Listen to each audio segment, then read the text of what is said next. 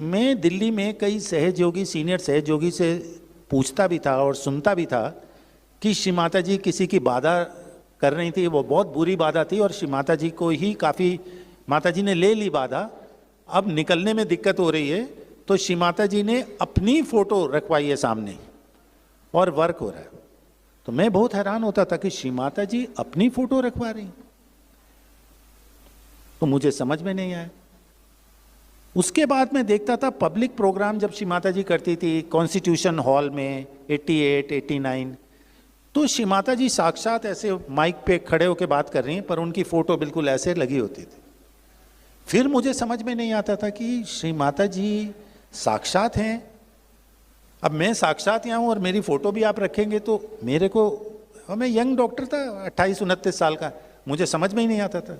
फिर मैंने कुतुब में देखा, फिर मैंने सुना कि श्री माता जी ने फोटो रखी अपनी, मुझे कुछ समझ में नहीं आता था।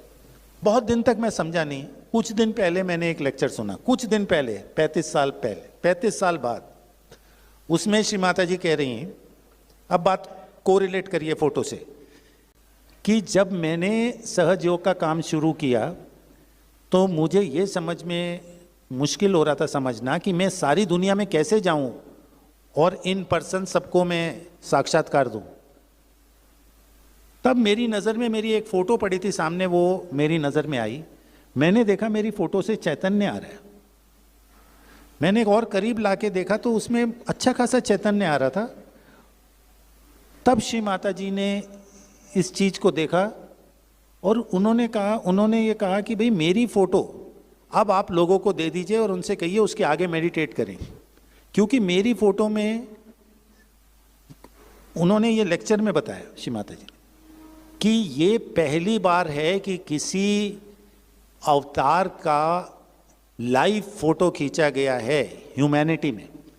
इस संसार में जब तक इंसान, जब से पैदा हुआ है इंसान, आज तक किसी भी इनकारनेशन अवतार का फोटो नहीं खींचा गया है। मेरी फोटो, लाइव फोटो, किसी भी गॉड की नहीं है। और इस फोटो में मेरे वाइब्रेशन ही नहीं, मेरी इच्छा है, मेरा चित्त है, मेरी ये है कि मैं लोगों, ये फोटो लोगों को वाइब्रेशन दे, साक्षात्कार दे सकती है।